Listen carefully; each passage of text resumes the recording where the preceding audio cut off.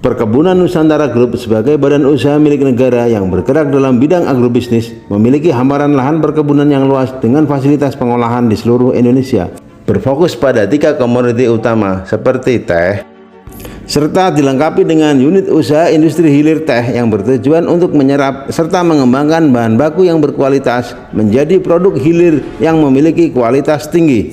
Beberapa merek produk yang ada adalah Walini, Goalpara, dan Gunung Mas. Komoditi karet, komoditi kelapa sawit, serta agrowisata.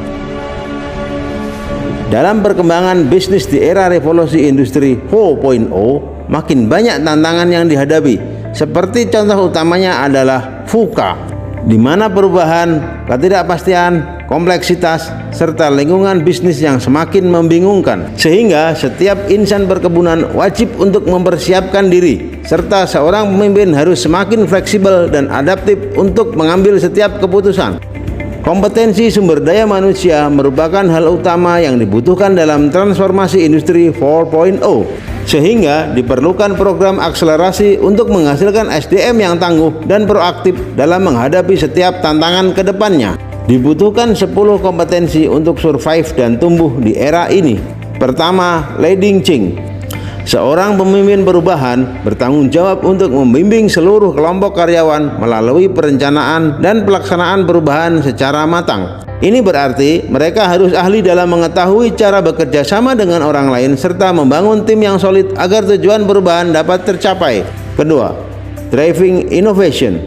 Untuk dapat tumbuh dan berkembang, perusahaan membutuhkan ide dan inovasi yang juga terus berkembang. Inovasi yang sukses bergantung dari komunikasi yang efektif, kerjasama yang solid dari setiap bagian, serta pemahaman tentang strategi inovasi yang akan dilakukan secara spesifik dan terperinci. Ketiga, developing organization capabilities. Pengembangan kemampuan organisasi sangatlah penting, baik secara individu maupun tim. Beberapa hal yang harus dimiliki dan dilatih secara terus-menerus adalah kemampuan dalam proses, alat dan sistem, pengetahuan, sifat maupun skill individu, serta pengorganisasian dalam setiap pengambilan keputusan. Keempat, digital leadership merupakan kepemimpinan strategis dengan memanfaatkan teknologi, khususnya aset digital, untuk menggerakkan perusahaan ke arah yang lebih baik. Sehingga beberapa keuntungan yang dapat diperoleh adalah karyawan lebih puas terhadap pekerjaannya, pertumbuhan profit atau kinerja finansial perusahaan menjadi lebih baik, pengambilan keputusan lebih baik,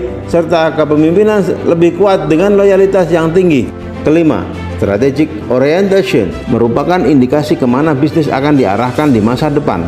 Apakah ke arah orientasi kewirausahaan, pasar, atau pembelajaran? Dengan orientasi strategis yang tepat, maka kemampuan untuk berinovasi menjadi lebih besar, yang menjadikan respon lebih cepat dan tepat terhadap perubahan lingkungan, sehingga mendapatkan keunggulan kompetitif yang pada akhirnya mengarah pada peningkatan kinerja. Keenam, driving execution.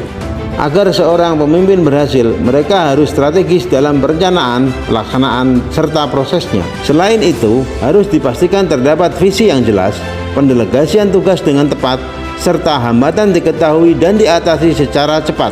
Ketujuh, global business savvy. Seorang pemimpin harus dapat mengenali peluang pasar dunia dan mengerti kondisi-kondisi persaingan yang ada, sehingga bisa mencari akses pada pasar baru yang lebih efisien bagi perusahaan. Kedelapan, customer focus. Setiap pelanggan dan bisnis memiliki jenis dan strategi customer focus yang berbeda-beda satu sama lain. Beberapa strategi agar customer focus menjadi efektif adalah mempererat kolaborasi, menggunakan kritik saran dari pelanggan, serta memperbanyak channel untuk komunikasi. Kesembilan, building strategic partnership.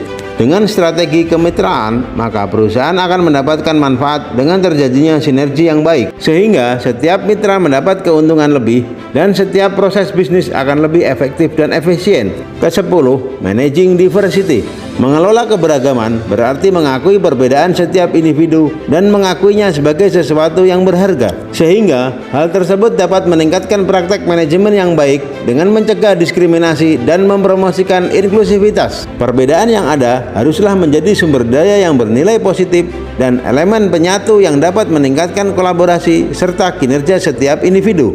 Ke-10 kompetensi SDM tersebut selaras dengan core values yang dimiliki oleh Perkebunan Nusantara Group, yaitu akhlak, amanah, kompeten, harmonis, loyal, adaptif, kolaboratif. Dengan ditanamkannya core values ini, maka secara berkesinambungan skill serta kompetensi setiap individu akan semakin meningkat, yang pada akhirnya kinerja perusahaan akan semakin baik. Untuk itu saya, Zulfa Hasim dari PTPN 8 siap memberikan yang terbaik bagi PTPN 8 maupun PTPN Holding. Siap membawa perusahaan ini lebih maju dan lebih baik lagi. Dengan dibekali 10 kompetensi tersebut serta dijiwai nilai-nilai luhur akhlak BUMN, yakin PTPN akan menjadi perusahaan kelas dunia yang mengharumkan nama Indonesia di mata dunia.